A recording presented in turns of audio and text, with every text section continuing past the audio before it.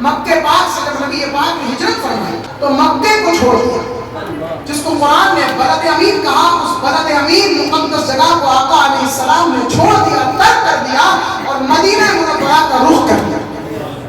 سب جانتے ہیں نا؟ تو جب مکے کی جانب آقا علیہ السلام جا رہے تھے تو بڑے بڑے کفار نے، بڑے بڑے مشرکین نے یہ بولی لگا دی تھی کہ جو محمد کو ڈھونڈ کر لائے صلی اللہ علیہ وسلم اس کو 100 سرخ اونٹ دیے جائیں گے اور بے شمار سونے سے اس کو مارا مار کیا جائے۔ یہ کفاران مکہ نے بولی لگائی۔ اب کچھ لالچی ٹائپ کے تھے تو وہ اپنے گھوڑوں کو دوڑاتے ہوئے مدینے کے راستے پر نکل گئے، حضور کو ڈھونڈنے لگے۔ انہی لوگوں میں ایک شخص تھا جس کا نام سراقہ، کیا نام تھا؟ سراقہ۔ یہ بہت تیزی سے اپنے گھوڑے کو دوڑاتا ہوا نبی پاک کی جانب پیچھے پیچھے جا رہے ہیں اور نبی پاک کو انہوں نے پکڑ لیا، دیکھ لیا کہ حضور آگے جا رہے ہیں اور اپنے گھوڑے کی رفتار کو تیز کرتے ہوئے آقا علیہ السلام کی جانب بڑھ رہے ہیں۔ حضور نے دیکھا سراقہ آ رہا ہے، سرکار نے زمین کو حکم دیا ہے زمین اس کے گھوڑے کے پیر پکڑ لے۔ میں یہاں یہ بتانا چاہتا ہوں مصطفیٰ کسی جگہ پر مجبور نہیں تھے۔ کوئی یہ نہ کہے کہ وہ ہجرت کر رہے تھے تو مجبور تھے، زمین ان کے تابع، آسمان ان کے تابع، چاند و سورج ان کے تابع، کائنات کا نظام ان کے تابع، وہ مجبور کہاں سے ہوں گے مصطفیٰ؟ اے زمین اس کے گھوڑے کے پاؤں پکڑ لے۔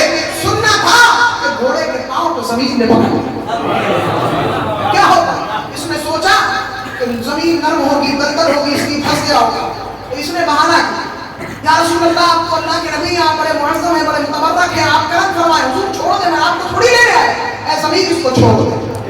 اشارہ فرمایا، زمین نے چھوڑ دیا۔ اب سراقہ کیونکہ لالچ کا اس کے ذہن میں بسا، اب پھر سے اس نے اپنے گھوڑے کی رفتار کو بڑھایا، پھر سرکار نے فرمایا زمین اس کے پیروں کو پھر پکڑ لے۔ اب جب زمین نے پکڑا تو گھوڑے کے پیر زمین، اس کا بدن بھی زمین میں پھنس گیا۔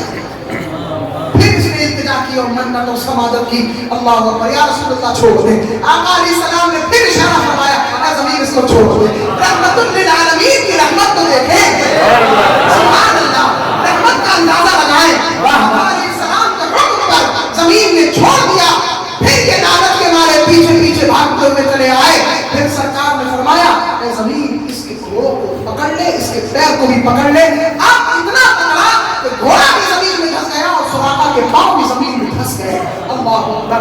اب سرکار علیہ السلام تبسم سنا ہوئے، مسکرا ہوئے، سبحان، جب وہ مسکراتے ہیں کائنات کا نظام پھر اٹھتا ہے۔ سرکار مسکراتے ہیں، اعلیٰ حضرت فرماتے ہیں پتلی پتلی گلے انس کی پتیاں ان لبوں کی نزاکت پہ لاکھوں سلام۔ اے سراقہ، تو سونے کے لالچ میں آ رہا ہے، تو سونے کے لالچ میں آ رہا ہے، میں مصطفیٰ تیرے ہاتھوں میں کسرا کے کنگن دیکھ رہا ہوں۔ کسرا کے کنگن اس زمانے میں وہاں کی جو بادشاہ تھی، ہر کتی کے بیٹھنے والے کو کسرا کہا جاتا تھا اور وہ کنگن منتقل ہو کر ہر بادشاہ کے ہاتھ میں آتے تھے۔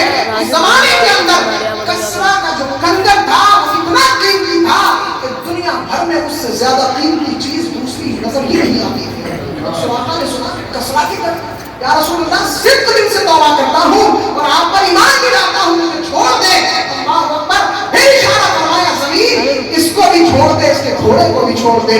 اتنا کہا زمین نے چھوڑ دیا اور سراقہ پھر سے مکے کی جانب چلے گئے۔ اب ایمان میں آئے تھے لیکن پھر ایک وقت آیا، حضور نے مثال ظاہری فرمایا، پھر سیدنا ابوبکر صدیق نے مثال ظاہری فرمایا، پھر سیدنا حضرت عمر بن خطاب رضی اللہ تعالیٰ عنہ کا جب دور خلافت آیا، جب کسرا کو فتح کیا تو کنگن حضرت عمر فاروق اعظم کے پاس آئے۔ سبحان اللہ۔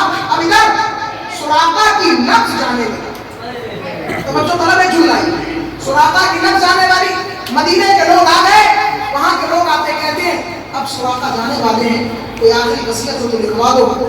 سراقہ اسی بستر پر تڑپتے ہوئے آواز نکالتے ہیں، کہتے ہیں کیا کسرا فتح ہو گیا؟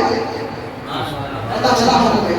کہا سراقہ کے ہاتھوں میں ابھی کسرا کے کنگن نہیں آئے ہیں اور جب تک کسرا کے کنگن میرے ہاتھوں میں نہیں آئیں گے موت نہیں آ سکتی۔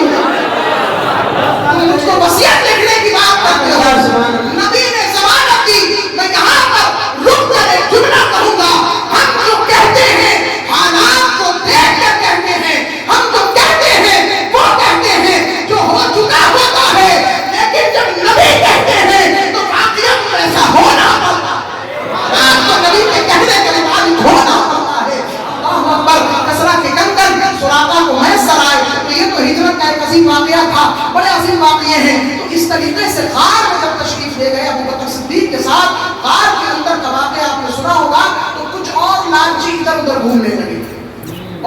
ڈھونڈنے لگے کہ حضور کہیں مل جائے تو ہم 100 اونٹوں کے مالک ہو جائیں گے، بہت مال ہو جائے گا، بہت زیور ہو جائے گا.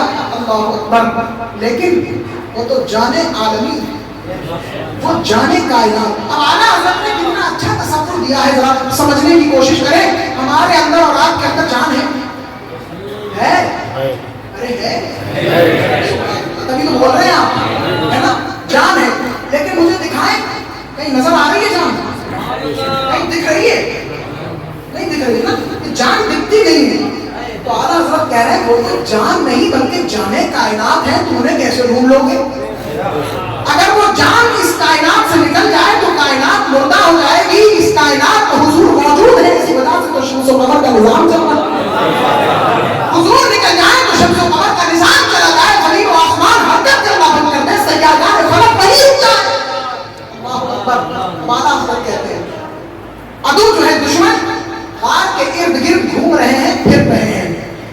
جان ہے جان کیا نظر آئے. حضور جان ہے. اور دیکھیں کہ معراج النبی میں رحمت عالم صلی اللہ علیہ وسلم جب آسمانوں سے اوپر، کرسی قلم لوح سے اوپر، جنت و دوزخ سے اوپر، لامکانوں میں اپنے رب کے جنتوں کے قریب پہنچے، اور جب واپس آئے آپ نے سن رکھا ہوگا بستر گرم تھا، کنجی ہل رہی تھی، پانی بہ رہا تھا.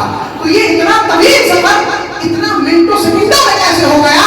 تو کسی عاشق نے کہا کہ حضور تشریف لے گئے، کائنات جہاں تھی وہیں رک گئی، اس کائنات کی روح نکل گئی، کائنات مردہ ہو گئی، سرکار واپس آئے، پھر سے جیسے جہاں سے جس کو چلنا پڑا ویسے شروع ہو گیا. ہمارا حضرت کئی شعر اپنے ذہنوں میں گھمائیں. جان ہے جان کیا نظر